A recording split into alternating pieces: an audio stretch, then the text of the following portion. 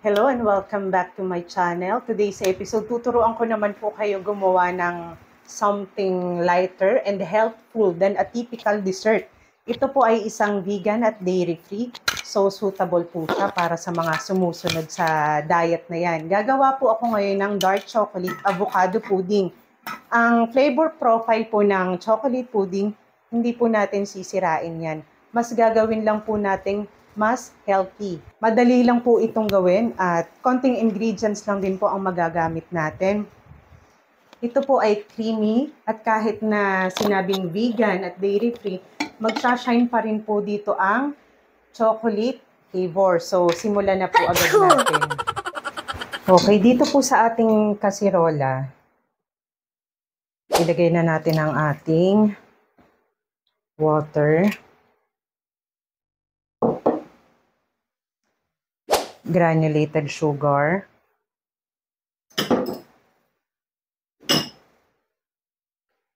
cocoa powder, unsweetened,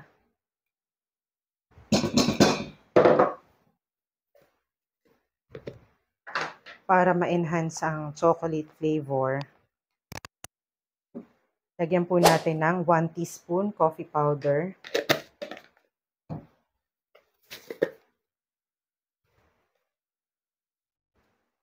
1/4 teaspoon ng salt,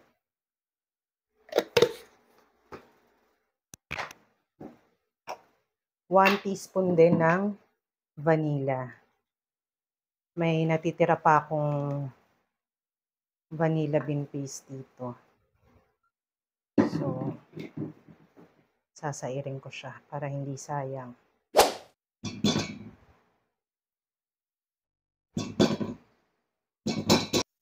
Siyempre, gagamit din po tayo ng avocado pang substitute natin sa eggs and cream. Ang kagandahan po dito sa avocado, yung healthy fats,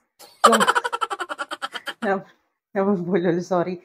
Ang kagandahan po dito sa avocado, yung healthy fats and nutrients ay present dito, kaya mas healthy siya talaga. Suitable for those following vegan and dairy-free diet.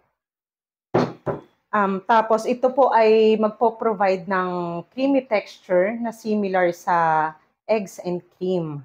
So, ang gagawin ko po ngayon ay dudurugin ko sa blender.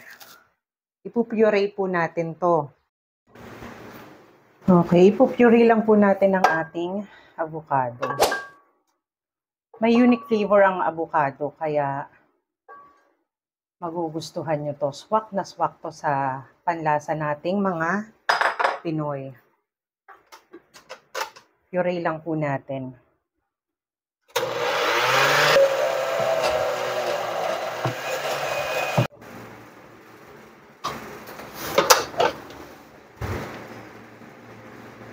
Yan. Okay, set aside po muna natin.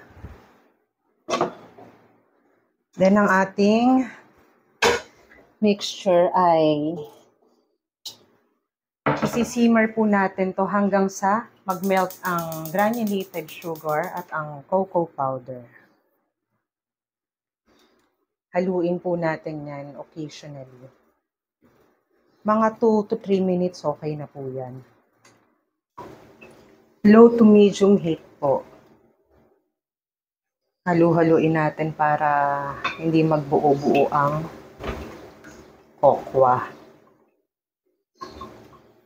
Okay, ngayon na tunaw na po ang ating granulated sugar at ang kokwa. Patayin ko na po ang apoy.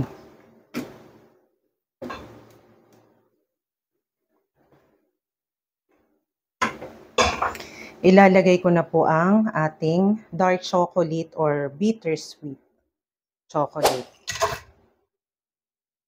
Melt lang po natin dito. Magsha-shine pa rin po ang chocolate flavor dito.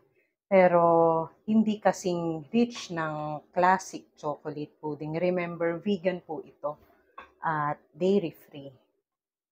Pero masarap pa rin po ito at pagka natikman nyo, baka mapatanong kayo na bakit nga ba kailangan pa ng eggs at cream.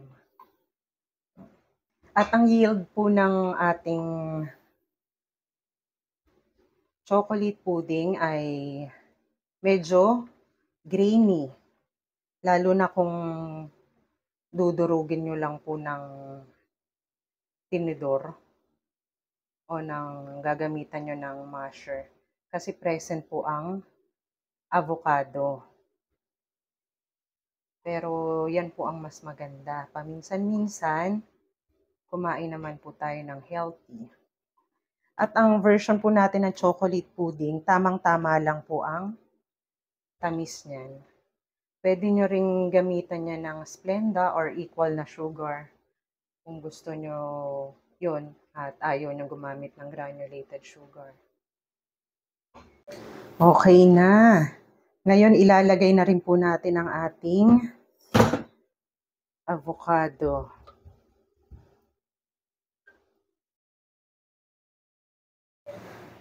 Okay, eto na siya. Lagyan natin ng cooling rack sa ilalim. Haluin lang natin yan hanggang sa mag-blend sila.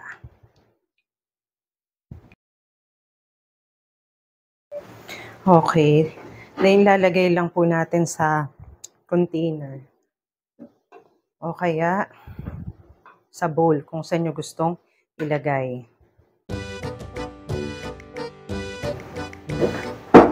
Eto na ang ating chocolate pudding.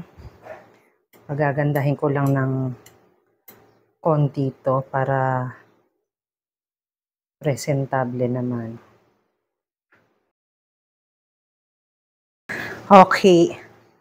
Ngayon naman, ilalagay ko po sa chiller. Hayaan muna natin mag-set po sa chiller ng at least 4 hours or mas maganda po ay overnight. Masarap talaga ito malamig. Huwag niyo po kalimutan mag-subscribe at mag-hit ng bell button para updated po agad kayo sa mga ipopost ko pang recipe video. Okay, lagay ko na po sa chiller. Okay, eto po sa chiller ang ating pudding. See you later. Gagawa lang po ako ng pang-garnish sa ating chocolate pudding.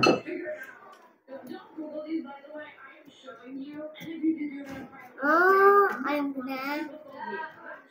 Ako lagay. Ito lang, magkakulay lang yung ibabaw niya para naman mas bongga.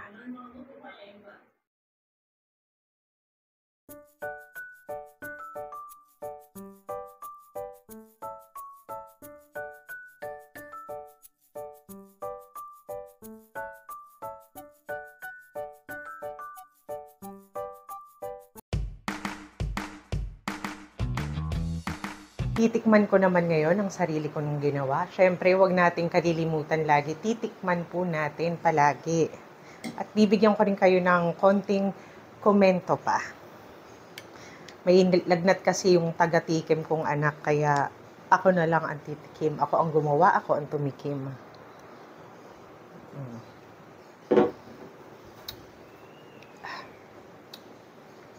Ang sarap niya. Malalasahan mo yung plant-based like na flavor dahil po yun sa present ng avocado. At gaya ng sinabi ko, this is far from silky smooth na chocolate pudding, typical na chocolate pudding dahil sa avocado. Pero hindi naman ganun kasi pure yung ating avocado. At nag-shine pa rin ang chocolate at hindi masyadong matamis. Well, sa susunod, para mas mababa yung calories, ang gagawin ko dito, gagamitan ko ng Splenda na sugar o kaya equal para wala ng granulated sugar. And then, isang tikim pa nga.